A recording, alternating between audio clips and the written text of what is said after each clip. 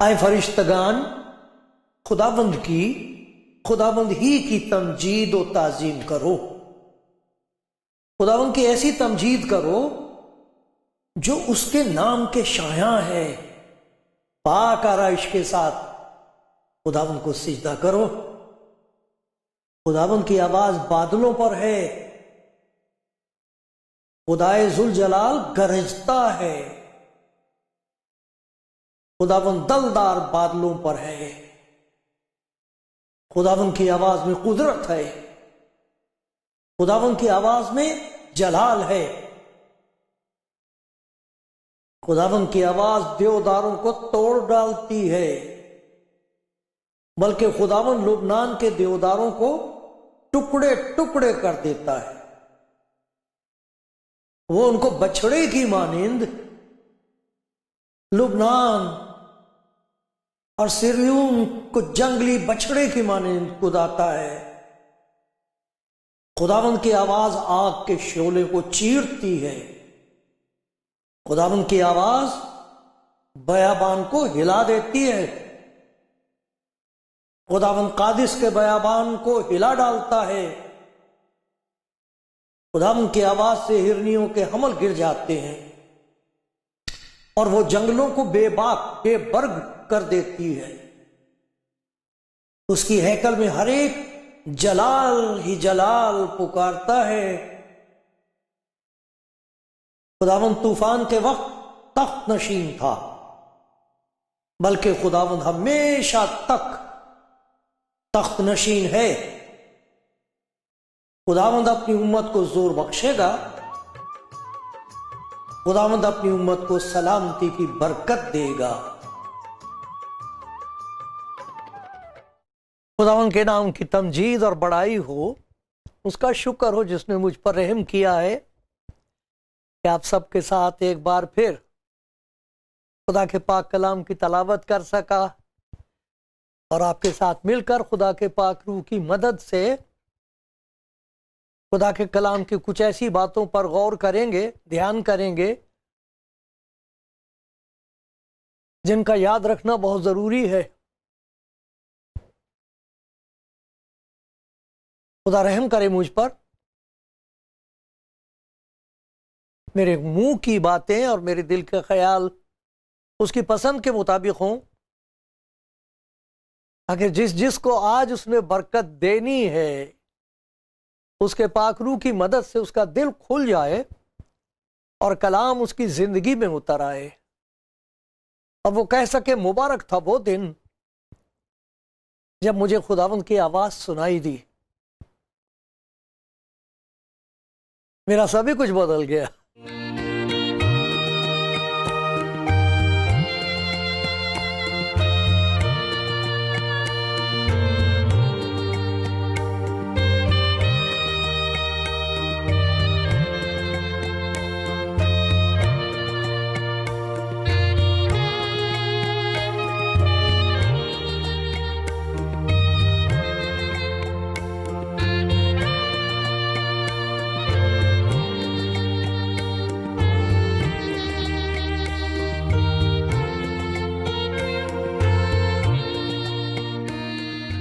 खुदावंद के प्यारो, आप सबको सलाम।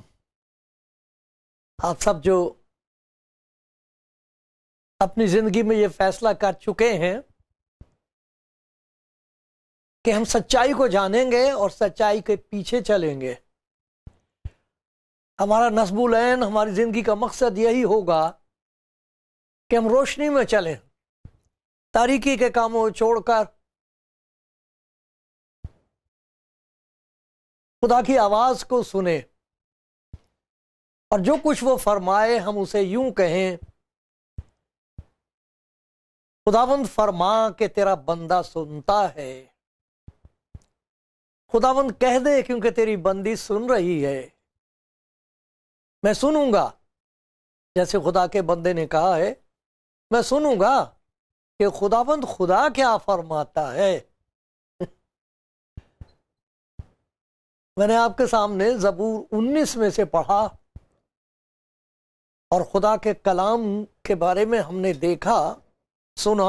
आप खुद भी पढ़ना कि उसमें खुदा के कुदरत की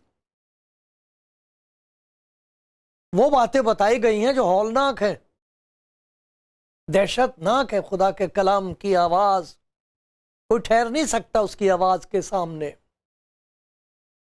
जबरदस्त उसके कलाम की कुदरत का जलाल वहां जाहिर किया गया 19वें जबूर में। लेकिन वही कलाम जब जिस्म में जाहिर हुआ है, जिसका नाम रखा गया नजात, खुदा की नजात, यस्सु, जब उसने कलाम किया है तो उसमें खुदा की मोहब्बत का कमाल जाहिर हुआ है। वो अपने शागिर्दों को सिखा रहा था। उसने 12 चुन लिए थे ताकि उनके जरिए से दुनिया के कोने कोने तक खुदा की नजात की खुशखबरी पहुंचाई जाए। और खुदा का शुक्र है आज पहुंचाई जा रही है। और जब तक वो फिर ना लौट आए, ये खुशी की खबर तमाम दुनिया को सुनाई जाएगी कि तौबा कर लो, क्योंकि वो जिंदगी में तुम्हारी आना मांगता है ताकि तुम्हें बरकत दे, तुम्हारी जिंदगी की तकदीस करेगा, पाक कर देगा, माफ करेगा, मगफरत होगी, उसकी कुर्बत और उसकी नजदीकी महसूस होगी, तो जिंदगी साफ होती चली जाएगी और जिंदगी में खुशियां आबाद होती जाएंगी। एक के बाद एक खुशी आबाद हो जाएंगी, रहने लगेगी खुशी जिंदगी में। ये बशारत दी जा रही है।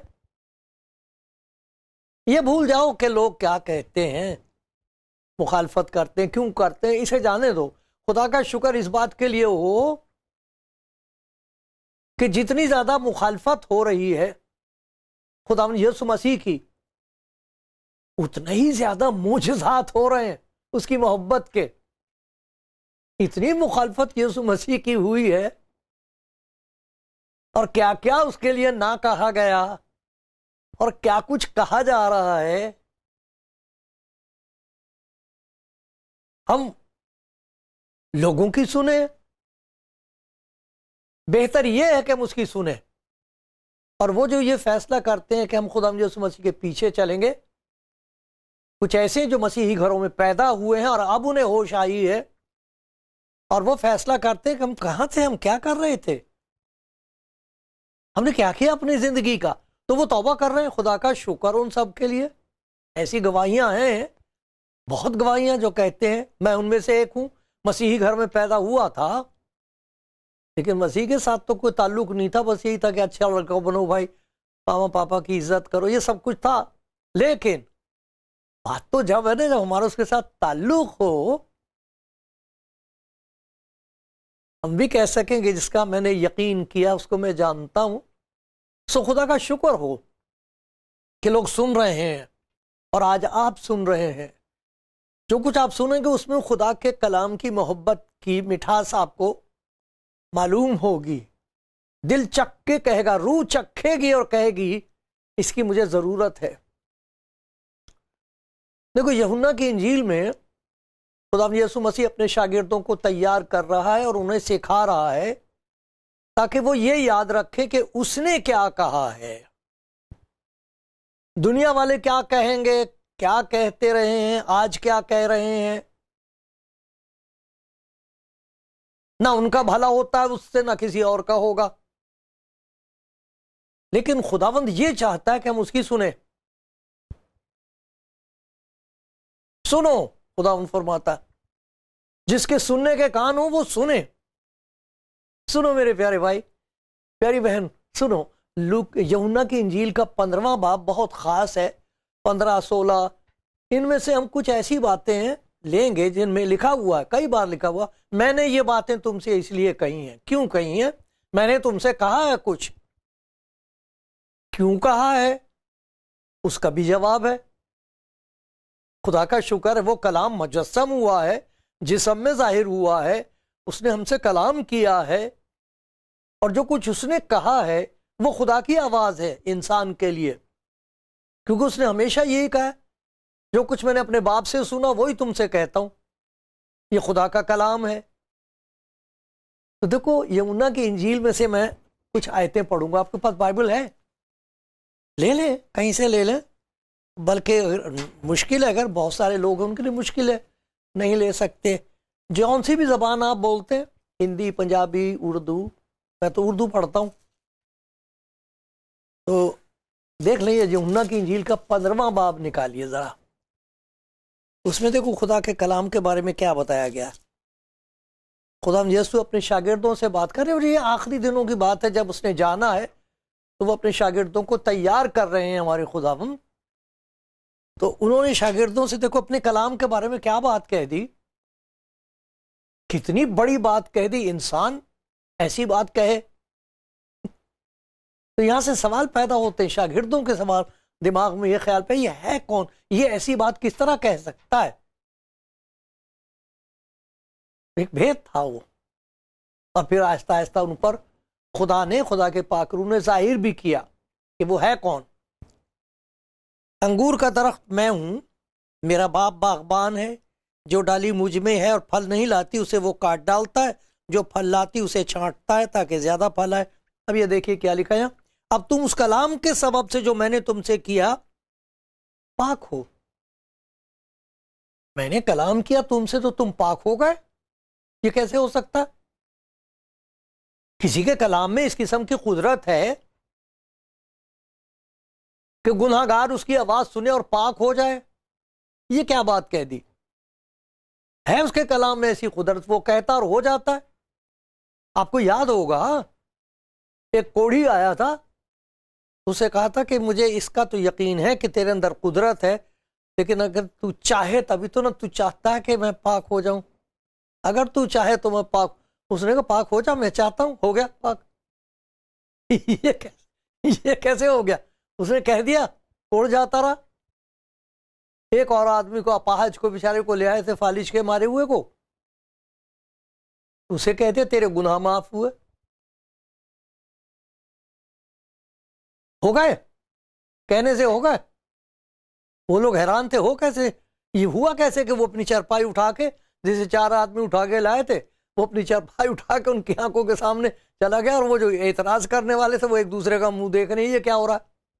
भाई उसके कलाम में कुदरत है, तुम उस कलाम के सबब से जो मैंने तुमसे किया तुम पाक हो, तुम मुझ पर ईमान लाए हो, मैंने तुम्हारे गुनाह अपने ऊपर ले लिए हैं, मैं इसीलिए आया हूं, मैंने कह दिया तुम पाक हो,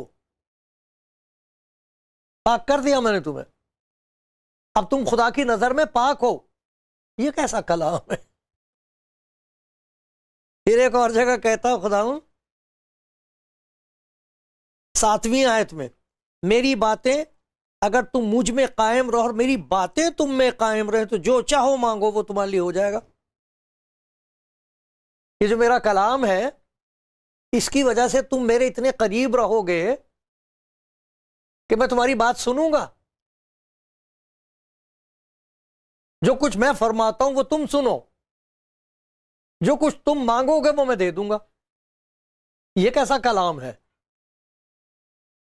ये किस किस्म का कलाम है कि ये यकीन हो जाए कि मेरी दुआ लौटकर वापस नहीं आएगी। मांगो तुमको दिया जाएगा, मेरा नाम लेकर जो कुछ मुझसे चाहोगे। एक तो ये कि दे दूंगा, लेकिन यहां 14वीं आयत में लिखा मैं कर दूंगा, यही नहीं कि मैं दे दूंगा, अरे मैं कुछ कर भी दूंगा। ये है उसके कलाम की तासीर। खुदा उनके प्यारो, उसका कलाम सुनो। मैं आपकी मिन्नत करता हूं कि खुदा का कलाम पढ़ो। वक्त आ गया है कि हम ज्यादा से ज्यादा खुदा के कलाम को खाएं, भूल ना जाएं कि उसने क्या कहा। अरे जो कुछ उसने कह दिया है वो खुदा का कलाम है, वही तो खुदा का कलाम है, उसी में तो कुदरत है, नजात की, जिंदगी को पाक करने की कुदरत, गुनाहों की माफी का यकीन, सब उसके कलाम में ही तो है। मैंने ये बातें तुमसे इसलिए कही हैं। क्यों कही हैं? जरा देखिए 11वीं आयत।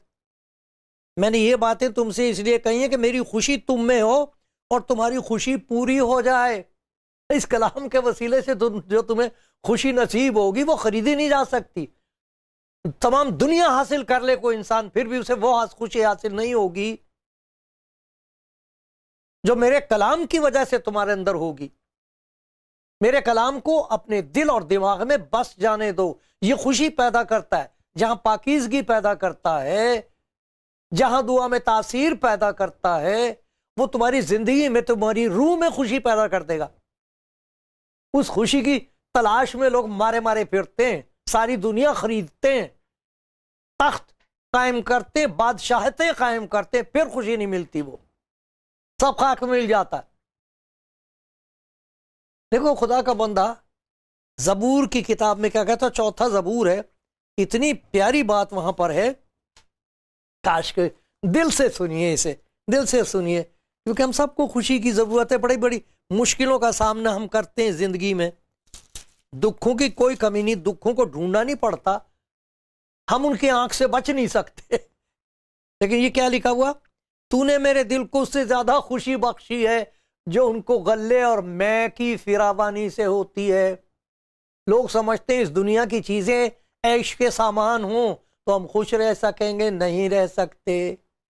वो खुशी खाक में मिल जाती है, कभी पूरी नहीं होती, वो अधूरी रह जाती है। आत्मा, इंसान की रूह फिर कहलाती, चिल्लाती रह जाती, दे, ये नहीं, ये नहीं। और हम पूछते हैं और क्या।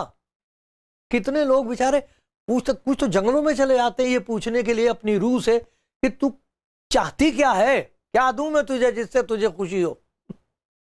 तो खुदा कह रहा, खुदा यीशु मसीह जो खुदा का कलाम है, कहता मैंने ये बातें तुमसे इसलिए कही हैं ताकि मेरी खुशी तुम में और तुम्हारी खुशी पूरी हो जाए। अजीब किस्म की खुशी है ये।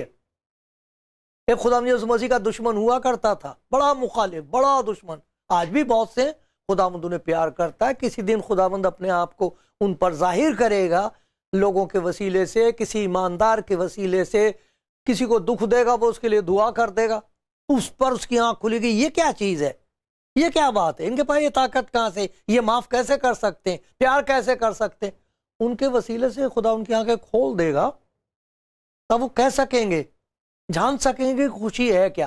तो दुश्मन हुआ करता था एक, बहुत दुश्मन, और सोचता था कि मैं बड़ी रास्तबाजी का काम कर रहा हूं, अगर इस कलीसिया को मैंने बर्बाद कर दिया तो समझो आसमान पर मुझे सबसे नजदीक, खुदा के जो नजदीक तख्त है उस पर बैठने का मौका है।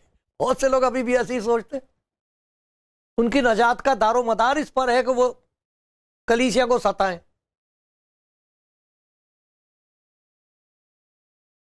पौलुस रसूल यूं कहता है, 2 करंथियों 7वां बाब और 4थी आयत में लिखा, जितनी मुसीबतें हम पर आती हैं उन सब में मेरा दिल खुशी से लबरेज रहता, भरा हुआ। ये कैसी खुशी भाई, मुसीबतें बहुत सख्त मुसीबतों में से गुजर रहा। कहता है एक चीज है जिससे शैतान हाथ नहीं लगा सकता, हालात का हाथ वहां तक पहुंचता नहीं, हालात की दस्तरस वहां नहीं है, हाथ ही नहीं पहुंच सकता। वो क्या है, मेरी जिंदगी में खुशी पैदा हो गई उसके कलाम के वसीले से। खुदा आपको देना चाहता मेरे प्यारे भाई, मेरी प्यारी बहन, प्यारी बेटी, आपके लिए खुदा के हाथ में बड़ी भारी खुशी है। हम रो रहे हैं, हमारे दिल रो रहे हैं, परेशान हैं, उसके बावजूद खुदा यीशु कहता तू मेरा कलाम पढ़।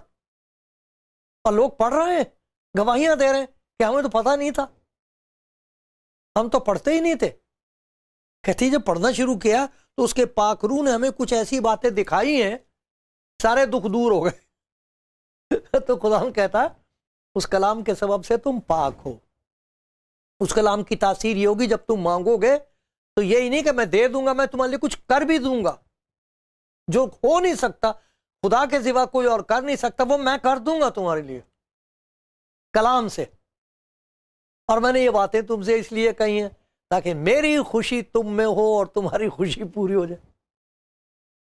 फिर और भी तो देखो, और क्या लिखा हुआ है, ये 15वां बाब है और उसकी 16वें बाब की पहली आयत है, वहां फिर यही है बात।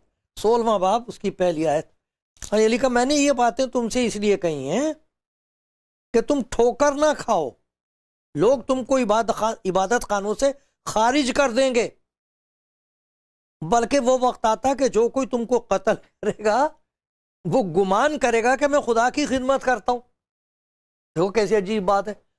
2000 बरस पहले खुदा यीशु मसीह ने कह दिया था कि कुछ लोगों ये समझेंगे कि हमारी नजात का दारोमदार, हमारी नजात, हमारी मुक्ति इसी बात पर निर्भर है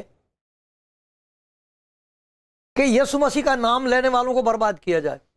ये यीशु मसीह ने कहा है। कहता, मैंने ये बातें तुमसे इसलिए कह दी हैं ताकि तुम ठोकर ना खाओ, वरना ठोकर खा जाओगे। लेकिन अगर मेरा कलाम तुम्हारे अंदर होगा, ये मेरी बातें तुम याद रखोगे, अपने आप को याद दिलाया करोगे, रात को सोते वक्त इन्हें कहा करोगे, एक दूसरे को याद दिलाया करोगे, तो ठोकर नहीं खाओगे, गिरोगे नहीं, फिसलोगे नहीं। तब यूं कहोगे, अच्छा हुआ मैंने मुसीबत उठाई ताकि तेरे आइन सीख लूं, अच्छा हुआ वफादारी से तूने मुझे दुख में डाला। कहोगे कि अब तेरे मुंह की शरीयत मेरे लिए सोने चांदी की हजारों सिक्कों से बेहतर है। आप कहोगे ये खुदा की वफादारी है, मुझे मुश्किल रास्ते से इसलिए निकाल रहा है कि मेरी जिंदगी में उसकी खूबसूरती जाहिर हो, लोग देख सकेंगे जैसे यीशु मसीह माफ कर देता था मैं भी कर सकता हूं, जैसे वो सताने वालों के लिए दुआ करता हम भी करते। इसलिए मुश्किलों में से इसलिए निकालता था कि मुश्किलों में जैसे सितारों का और चांद का अगर जलाल आपने देखा तो तारीकी की जरूरत है। बत्ती, मोमबत्ती जो होती है उसमें रोशनी हो ही नहीं सकती जब तक आग ना लगाएं उसमें। कलीसिया को आग लगाने की कोशिश कर रहे हैं और भी ज्यादा खुदा यीशु मसीह का जलाल जाहिर हो रहा है, होता रहेगा। मैंने ये बातें तुमसे इसलिए कही हैं कि तुम ठोकर ना खाओ। इतनी प्यारी प्यारी बातें खुदा ने। देखो ये 16वां बाब 4थी आयत में ये लिखा है, मैंने ये बातें तुमसे इसलिए कही हैं ताकि तुमको याद आ जाए, जब वक्त आए तो तुमको याद आ जाए कि मैंने तुमसे कह दिया था। कितना इस वक्त जरूरी है मेरे प्यारे भाई, मेरी प्यारी बहन, चाहे आप मसीही घर में पैदा हुए हों, चाहे किसी और घर में, अपने माँ बाप को कभी मत भूलना, उनकी इज्जत करना हमेशा। जो बातें वहां से खुदावंद ने आपको सिखाई हैं उनको कभी मत भूलना। लेकिन खुदावंद यीशु मसीह के कलाम के वसीले से जो पाकीज़गी आपको नसीब हुई, जो आपकी दुआ में असर हो गया कि अब आप उससे बात कर सकते हो बाप कह के, उसके कलाम के वसीले से आपको एक खुशी और चैन नसीब होता है। उस कलाम के वसीले से आपके कदम सही रहते हैं, आप फिसलते नहीं, गिरते नहीं। दुख मुसीबत में आपको याद आ जाता मेरे खुदा ने क्या कहा है। तो मेरे प्यारे भाई, मेरी प्यारी बहन, ये बहुत जरूरी है कि हम इस बात को याद रखें कि उसने क्या कहा है। लोग ऐसी ऐसी बातें कह रहे हैं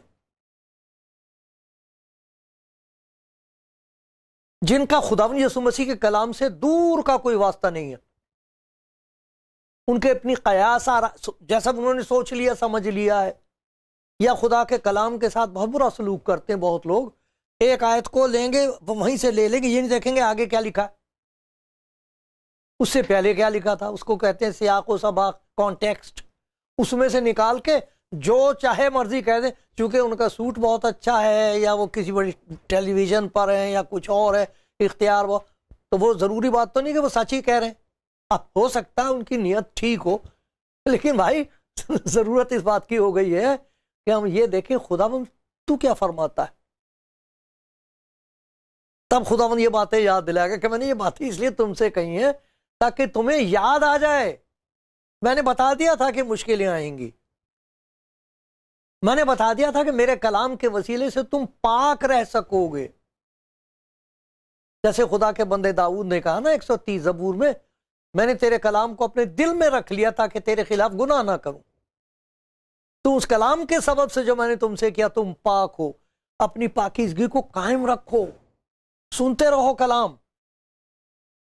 हमेशा ये कहो देखूं मैं खुदा के कलाम में क्या लिखा है। ठोकर नहीं खाओगे फिर नहीं बैठ सकोगे। सिर्फ खुदा के मोहताज रहोगे और वो अपने मोहताजों को हकीर नहीं जानता। खुदा मुझ पर रहम करता रहे और आपको बरकत देता रहे।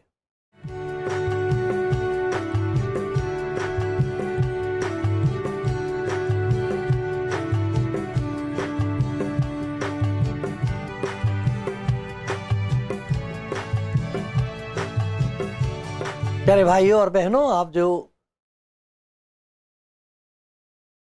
कलाम जिंदगी प्रोग्राम देखते हो, सुनते हो, मैं आज आपको वो बातें याद दिला रहा हूं जिनको याद रखना मेरे लिए निहायत ज़रूरी है।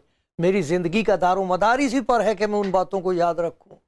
वो बातें कौन सी हैं? वो बातें हैं जो खुदा यीशु मसीह ने फरमाई हैं। उसने कहा है मैंने ये बातें तुमसे इसलिए कही हैं, ये सबब है और ये उसका नतीजा होगा।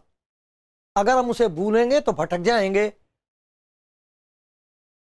भिखारी होंगे, दूसरों के मोहताज रहेंगे। लेकिन अगर उसके कलाम को अपने दिल में बसा लेंगे तो भंडारी होंगे।